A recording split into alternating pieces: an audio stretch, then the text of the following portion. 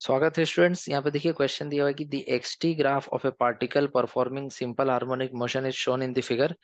The acceleration of the particle at T equal to 2 seconds is. देखो, हम तुमको यहाँ पे दो तरीका बताने वाले हैं, ठीक है। एक तरीका बता रहे हैं जिसमें थोड़ा आसानी से मतलब बना लोगे, दूसरा हम इक्वेशन लेकर के बताएंगे, ठीक।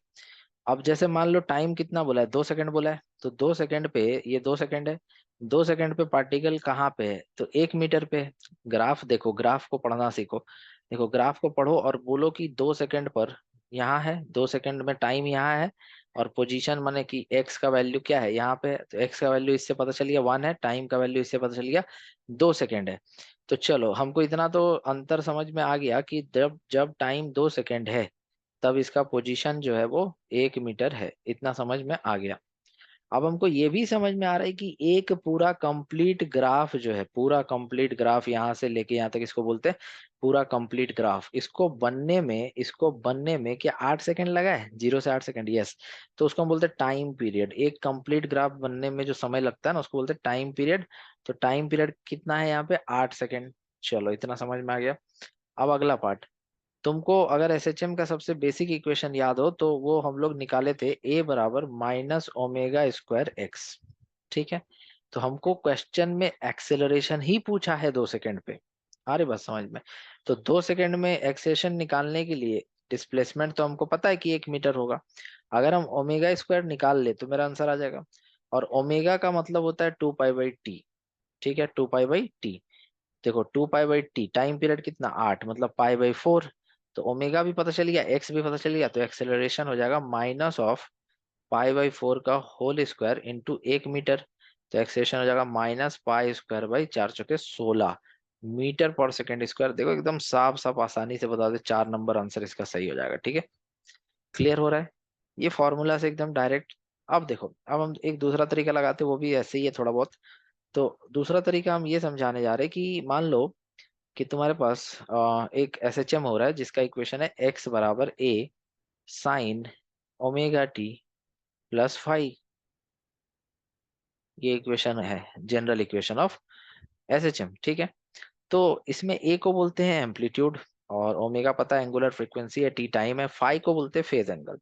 अगर मेरा ग्राफ जीरो से चालू होता है, देखो यहाँ ग्राफ कहाँ से चालू है, जीरो से, ठीक है। अगर एक ऐसा ग्राफ होता कि इस तरह से चालू होता, तब हम फाइव को जीरो नहीं लेते। बट इस ग्राफ में जो क्वेश्चन में दिया हुआ है वहां फेज एंगल जीरो है, तो phi equal to zero, mean position से चालू हुआ है ऑसिलेशन, ठीक है। समझ आ रही है, जब टाइम जीरो था तो फाइव भी क्या था यहाँ पे, जीरो था। क्लियर है। क्योंकि देखो टाइम को जीरो रखो और फाइव को जीरो रखो तो तुमको पता चलेगा कि एक्स का वैल्यू भी जीरो आ रहा है। तो सही तो है, यहाँ पे एक्स कितना है, जीरो ही है, टाइम जीरो ही है। लेकिन अगर फाइव को हम जीरो ना रखते, कुछ और रख देते, तब एक्स जीरो कैसे आता, नहीं आता। तो इससे ये साबित हो गया, ठीक है। अब आगे बढ़ते हैं। मान लो फाइव जीरो आ गया, तो नया इक्वेशन क्या लिखोगे, बस इतना ही लेके चलो, है ना। अब क्लियर है यहाँ तक। अब देखो एक्स का वैल्यू कितना दिया हुआ है, एक्स बराबर ए साइन ओमेगा। ओमेगा क्या होता है, 2 पाई बाई टी, और टाइम कितना लेना है, 2 सेकंड। तो एक्स बराबर क्या आ गया, ए, एक्स बराबर क्या आ गया, ए साइन, इसको तुम ऐसे ही रहने दो अभी फिलहाल के लिए, ओमेगा टी ही रहने दो। एक काम करो, एक्सेलरेशन चाहिए ना तुमको, डिफरेंशिएट करो। तो क्या करो, D x by D T. तो ये क्या दे देगा, वेलोसिटी। इसका डिफरेंशिएशन क्या होगा, A cos omega T into omega, T के साथ ओमेगा मल्टीप्लाइड है। फिर से इसको डिफरेंशिएट करो तो तुमको क्या मिल जाएगा, एक्सेलरेशन। तो ये हो जाएगा ए ओमेगा, कॉस का डिफरेंशिएशन क्या हो जाएगा, माइनस साइन ओमेगा टी, और इंटू इसके साथ टी के साथ ओमेगा था तो इंटू ओमेगा यहाँ लिखना पड़ेगा। तो फाइनली मेरा ए बराबर कितना आ गया, minus of A omega square sine omega T, ये आया मेरा एक्सेलरेशन, आया ना।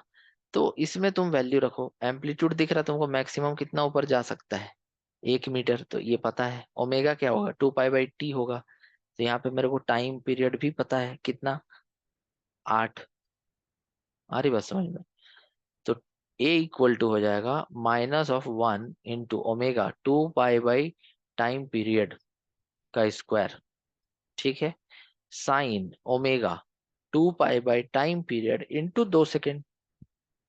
देखो दोनों बात एक ही है, पिछला मेथड भी बेस्ट है।